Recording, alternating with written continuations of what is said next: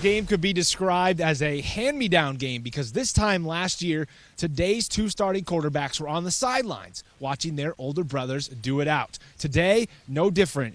It's still a family affair. Bigger brothers are supposed to hand down clothes or toys, not football teams.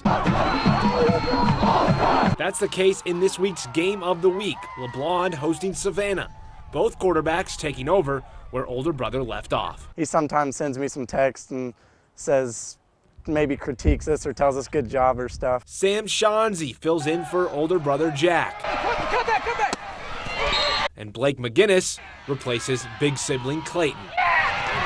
Tell me good luck and do good, and he'll give me a few pointers before each game. Both will take the field against each other for the first time with big shoes to fill. He did some great things, and I just want to kind of follow him up and do as good or better than him. I want to look back to like maybe some things he did successfully last year and maybe take what he did and try to do it in our games. And being a younger brother myself, there were a couple questions I had to ask. So who's tougher?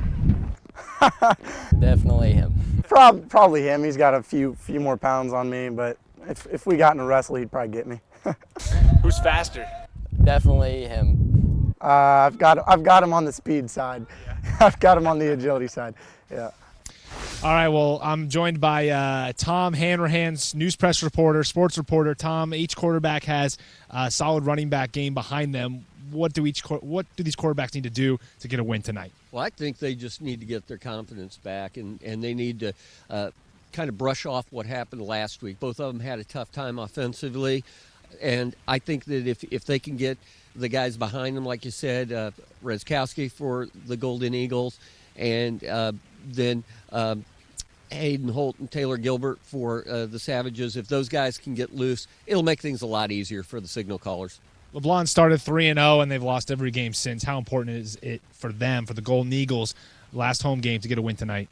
Any late season game is important, and this one probably especially. We're getting to the end of that time, and this is going to be the last hurrah for some of these seniors on this roster. You're here in front of your home crowd. It's always big, and it's a big confidence booster as well. Savannah Savages played great defense last week. Real quick, you expect a lot of the same? Yeah, they're a tough team. They played very hard against Maryville, and that's a tall order anytime you play the Spoop Hounds. I mean, that's the gold standard of high school football in a lot of ways. So I think what you're going to see is that same kind of tough-nosed defense and hard-hitting, flying to the ball.